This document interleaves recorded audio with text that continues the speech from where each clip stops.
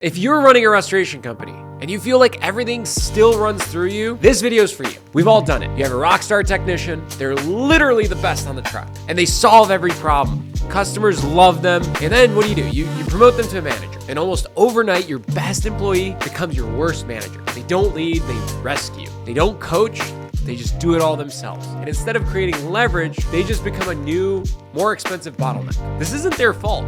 It's actually called the Peter Principle.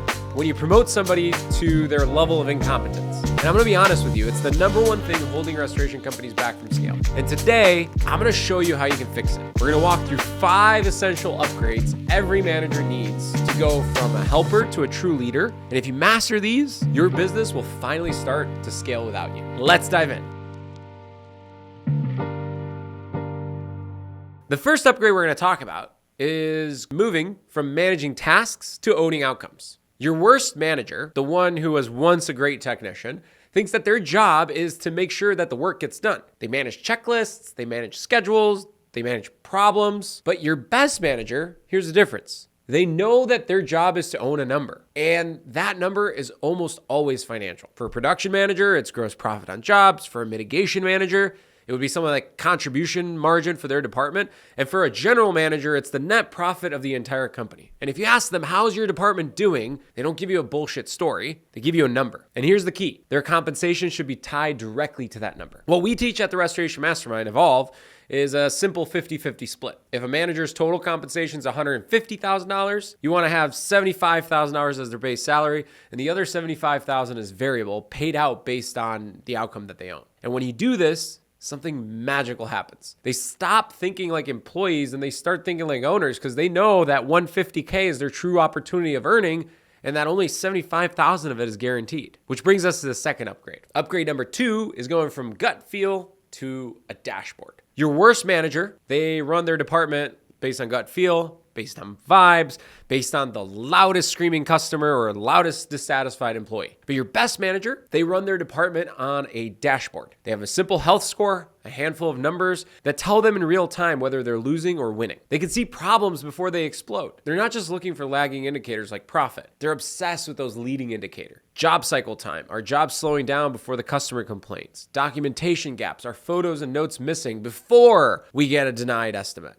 Invoice aging, our invoices sitting unpaid before cash flow gets tight. Close rate, is the sales team's closing percentage dipping? This is the difference between being reactive and proactive. And actually, that's why we built Albi. With Albi Analytics, great managers don't need more spreadsheets. They have a single source of truth, a dashboard that shows them what's green, what's yellow, and what's red instantly. It turns gut feel into data so they can make decisions early and keep small problems from becoming giant ones. If your manager can't tell you what's at risk in their department right now, they're not leading.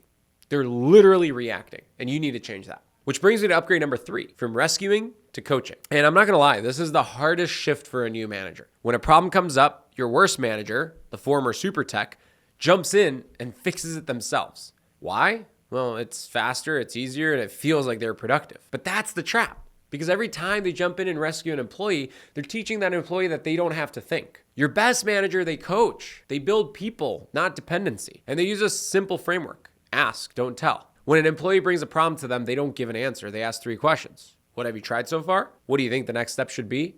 And what are potential trade-offs to that approach? They use mistakes as teaching moments. They're patient, and they understand that their job isn't to be the smartest person in the room. It's to raise the capability of everybody around them. And that's how you build a department that runs without you. Kind of sucks because you're replaceable, but on the flip side, that's what creates independence for us as owners and for our leaders as well. Which brings me to upgrade number 4, going from policing to ownership. Your worst manager and that technician that got promoted thinks that culture is about pizza parties and enforcing rules. They become the culture police, right? They're chasing down drama and babysitting adults. Your best manager knows that a high-performance culture isn't about speeches and pizza parties. It's a system, and it's built on 2 things: clear standards and real ownership. They create an environment where people take responsibility because the system demands it. And this goes back to upgrade number 1. When a manager owns a number and their teams know it, that's when the conversations change. And it's not about blame. It's literally by looking at the numbers and seeing what you could improve. Our gross profit was 42% last month, but our goal was 50. What are we going to go do differently this month to close that gap? And this is how you get accountability without toxicity. Tommy Mello from A1 Garage Doors literally built a $300 million garage door empire. His key to success was that he created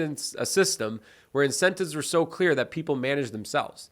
And the culture becomes a byproduct of that system that you design. And not gonna lie, we do the same thing at all of our companies, and it becomes a very strong culture. People who shouldn't be on the bus, they get pushed away right away. And we do have high turnover rate in the first 3 to 4 months. But the people that stay, they're the right people. And they're hooked. And it's like cult-like. Which brings you to upgrade number 5, from siding to translating. Your worst manager is going to pick a side. They're either gonna side with the team against the owner. The owner's a bitch and the team needs to get paid more because the goals are unrealistic, or they side with the owner against the team. You guys just need to fucking work harder. Your best manager, they understand that they sit at the intersections of 3 groups with 3 different needs. The owner, they want profit and scale. The team, they want clarity and a sustainable pace, and they want to feel like they could attain the goals. And the customer wants speed and quality and a budget. And great managers don't really take a side. They translate. They explain to the team the owner's vision, but they also explain the team's capacity constraints to the owner,